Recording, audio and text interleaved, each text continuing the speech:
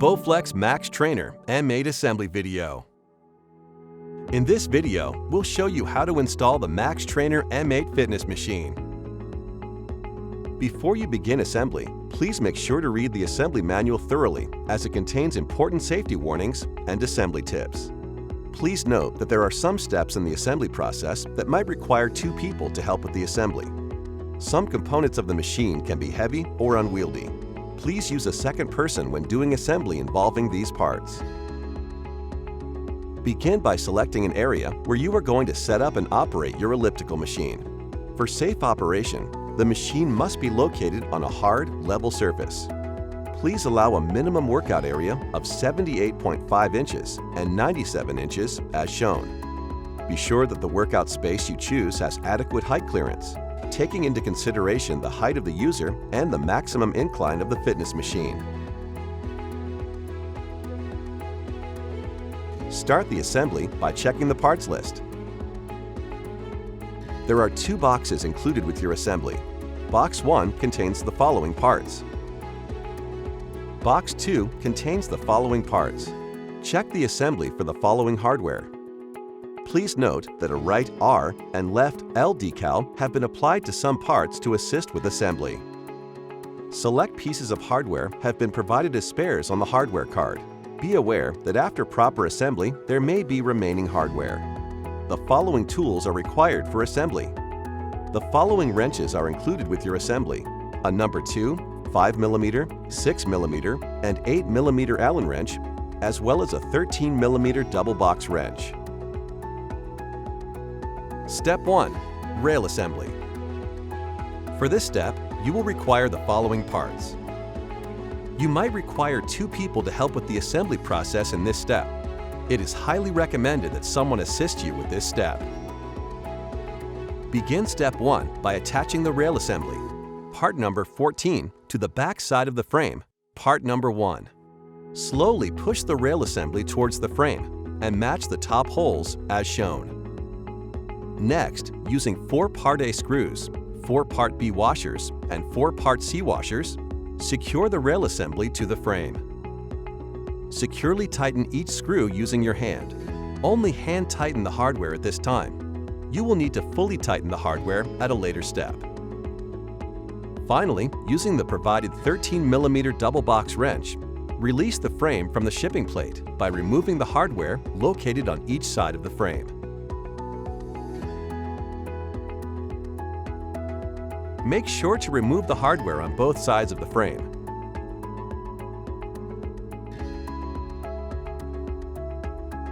Step 1 is now complete.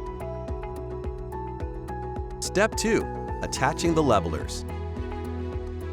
For this step, you will require the following parts. Begin step 2 by attaching 4 Part 16 levelers onto the stabilizer assembly, part number 15. Rotate the levelers clockwise to fully tighten. Tighten all 4 levelers. The levelers might require adjustment to level the machine. Make sure to follow the instructions in the assembly manual when leveling the machine. Repeat these same steps for the opposite side.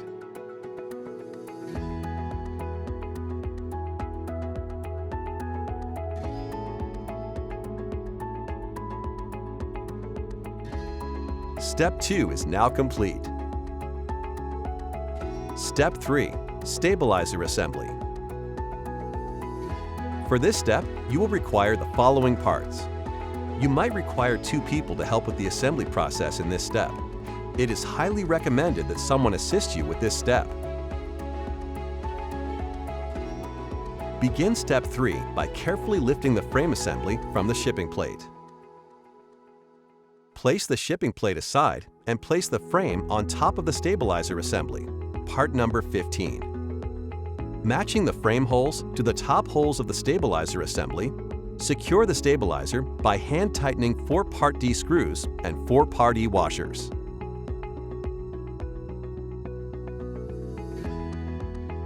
After all hardware has been hand tightened, proceed to fully tightening the hardware using the provided 8mm Allen wrench.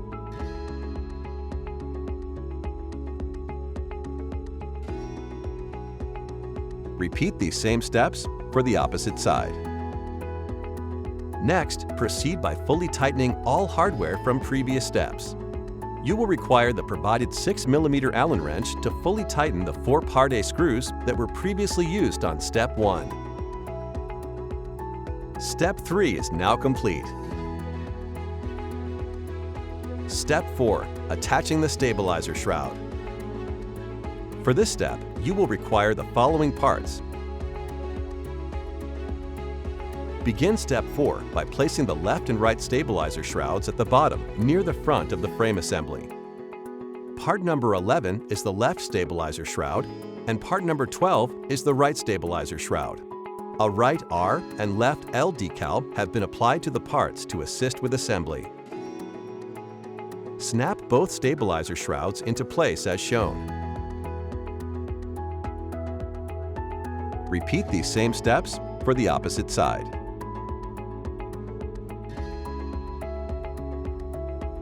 Step 4 is now complete.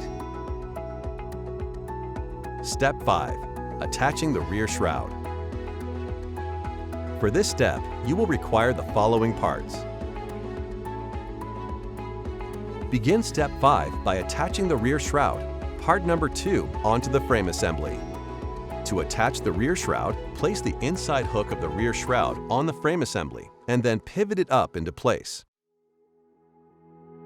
Use 1 Part F screw to secure the shroud.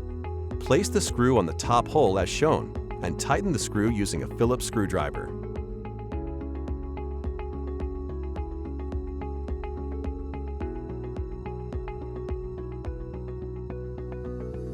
Next, attach 2 part number 17 caps on each side of the frame assembly. Gently push each cap into position. Step 5 is now complete. Step 6. Attaching the legs to the frame assembly. For this step, you will require the following parts. Begin Step 6 by attaching both Part 9 legs to each side of the frame assembly. Starting with the left side, place 1 Part I wave washer through the top post as shown before attaching the leg. Attach the leg to the top post and the bottom part of the leg onto the rail assembly. Proceed by securing the leg to the frame assembly using 1 Part A screw, 1 Part B, and 1 Part G washer. Tighten the screw using the provided 6mm Allen wrench. Finally, cover the hardware using 1 Part H cap. Push the cap into position. Let the leg rest on top of the rail assembly. Be aware that the legs are connected, and when either of the legs move, the other does as well. Repeat these steps for the opposite side.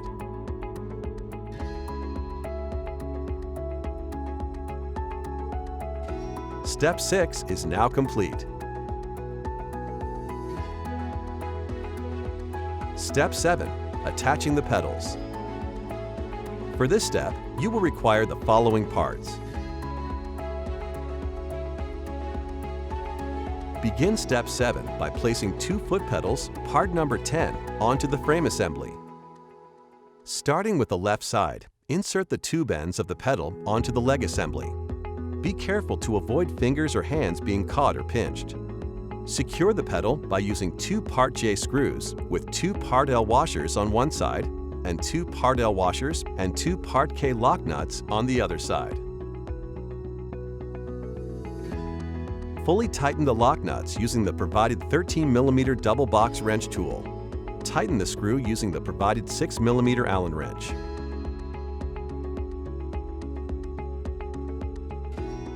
Repeat these steps for the opposite side and make sure all hardware is securely tightened.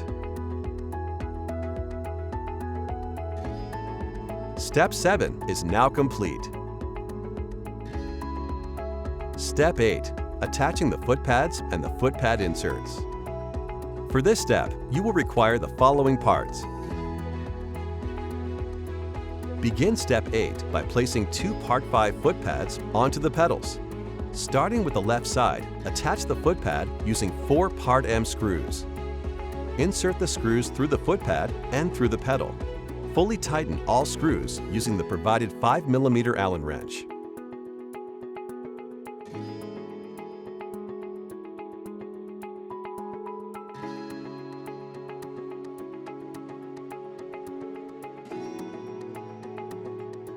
Repeat these same steps for the opposite side. Next, place the foot pad insert, part number 4, onto the foot pad. Slightly push the foot pad insert into place.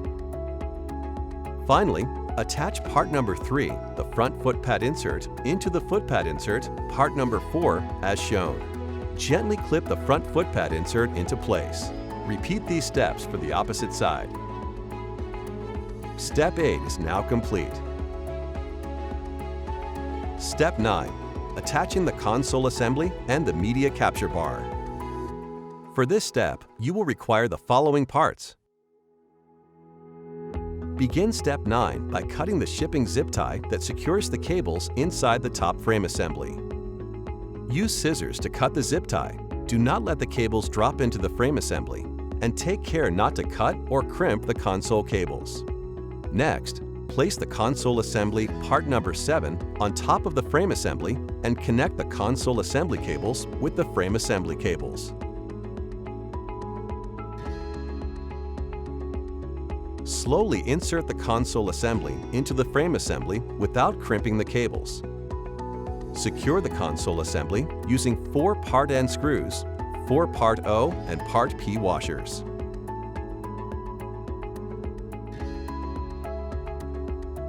Fully tighten the hardware using the provided 5mm Allen wrench.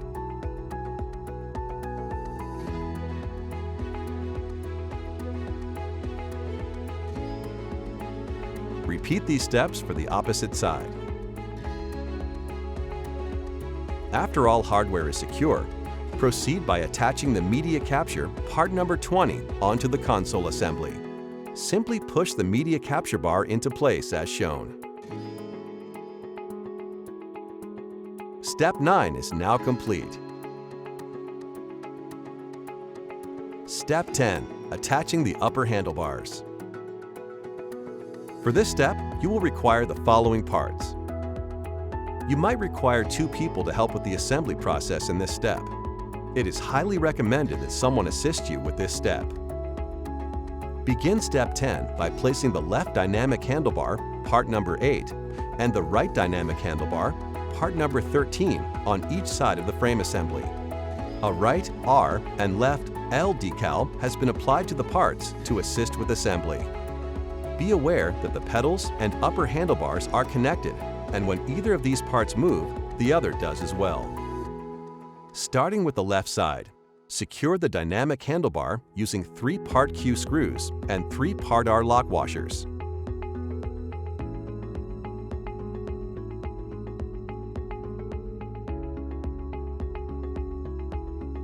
Fully tighten all screws using the provided 5mm Allen wrench.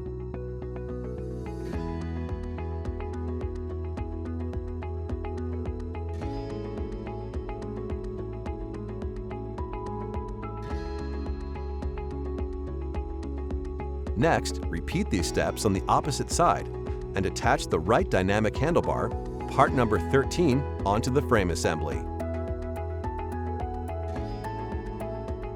Step 10 is now complete. Step 11. Connecting the AC power adapter. Begin Step 11 by placing the AC adapter, part number 18, to the front near the bottom of the frame assembly. Next, plug the power adapter as shown. Push the AC adapter into location and make sure that the power adapter wire stays clear of all moving parts. Congratulations! You have now completed the assembly of the Max Trainer M8 fitness machine. Before using the machine, please make a final inspection. You can now remove any protective covers from the face of the console, as well as the plastic scratch guard strips from the rails. Please inspect the machine to ensure that all fasteners are tight and components are properly assembled. Do not use until the machine has been fully assembled and inspected for correct performance in accordance with the owner's manual. Enjoy your new Max Trainer M8 fitness machine. Brought to you by Bowflex.